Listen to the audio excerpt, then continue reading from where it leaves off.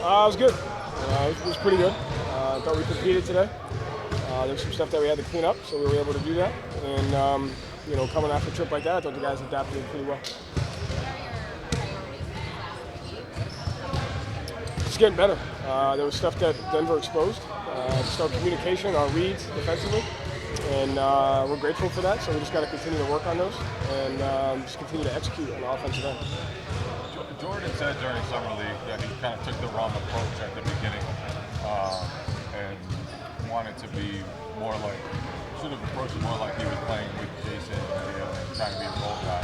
How did you see him kind of respond to that and come out of that? And how has he approached the training field? He's approached it with great trust. I think it's hard for young guys to trust that the most simplest things you'll be rewarded for, and it's hard to trust that when you're young. And so I get the perspective that he had, but he's made a conscious change in his perspective of just trusting that the most important things are the simple things, and that's what you're being judged on, and that's kind of how you grow. And I think the first 2 games he's really shown that. How did you communicate that with him at the time when he did struggle the first game?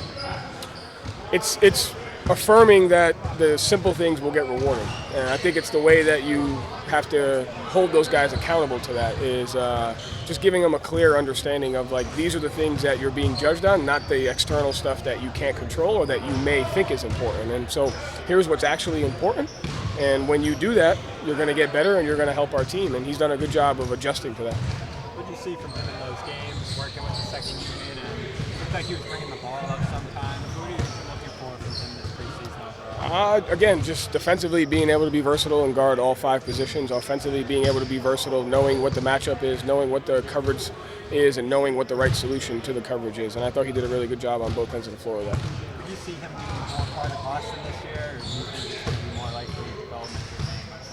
I think it just depends on how the season goes. I mean, the season calls for different things. I think making sure we have continuity in Maine is the most important. So when those guys are here, they have that. And obviously, with some of the injuries that we have, there'll be opportunities for that. So you just got to kind of be ready for both. So what's the plan for Al Horford? Play games. Playing these upcoming games? Just ramping him up. We're still talking about that. He'll definitely play in one of them, maybe 2. Just kind of ramping him up and making sure he stays sharp. That's all. Is there a thought to maybe keeping him off the bench and starting in that interim before Porzingis gets back? Yeah, there's thought to doing whatever makes sense for the team. Obviously, he's been great for us, both coming off the bench and starting. And so we just have to make that decision, whatever we think is best for the team at the time that we'll do. And to credit to him that he's open-minded enough to know that. He'll just do whatever's best for the team.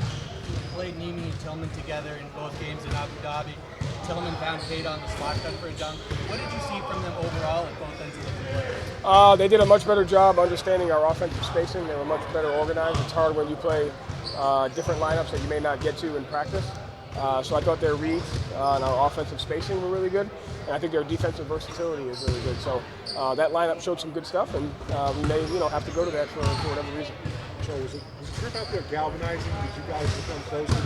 Would you have rather just stayed here and work? What was your take on that? I thought it was good. I thought our guys, we had to do a lot together. We were forced to do things together, which I think is important. We had some great team dinners, just seeing a different perspective. So I thought it was good. Obviously, he sets you back a day or 2, but taking the 2 days off and coming back has been good. So I thought we made the most of it as a team, and I thought they made the most of it as individuals, meeting different people, having different conversations, being able to kind of understand the culture a little bit more. How do you view preseason games? I mean, obviously you're trying to win, so you can score. But were you pleased with the blowout win, or were you more pleased with one game than the other, or how did you? I was more pleased in game 2 than I was in game 1 overall. I thought game 1, obviously traveling halfway across the world and playing a game 2 days later is always tough. Didn't think we got off to the best of starts, but I thought we played well after that, and I thought we did a great job in game 2 of playing a consistent game there. So to me, the goal is there shouldn't know whether it's preseason, regular season, playoffs, or the last game of the year. We just have to get better, execute, and go out there and focus on the process of winning. Game 2 was much better. I know you are a unique animal. No excuses. Everybody's different. But how long did it take you to kind of feel like yourself again after getting back from that trip? It was harder adjusting there than it was here. I don't know, it's different for everybody. So I'm sure everyone had a different one, but it was harder adjusting when I was there than it was coming back for whatever reason. So I'm sure everybody was different. What kind of things have you guys done as a team to mitigate some of that? I have no idea. Yeah. It's not my job. That your challenge role, I don't know if that was the challenge you did in the first game, but review fouls, Yeah. bounce calls now. You guys had a lot of success with those out of bounds fouls. How do you expect that? Yeah, that was one that we tried to take advantage of. D. White thought he got hit on the arm, and so we lost possession of the ball. And so that new rule changes the value of a challenge and changes the process of a challenge. But it also changes the one on the other end where, you want to challenge something, but it may open up the opportunity of a foul on yourself, and so you have to kind of, it's a little bit of a gamble there. So it definitely changes the process of situational basketball of when you want to challenge and when you not.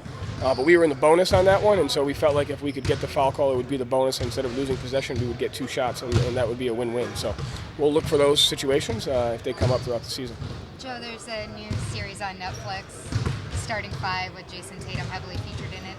You make an appearance in the first episode. Have you gotten to watch any of it? No. Yeah. Do you think you will watch any of it? Probably not. Okay. You don't want to see how you look in it or anything? No. Nope. Thank you. Appreciate it.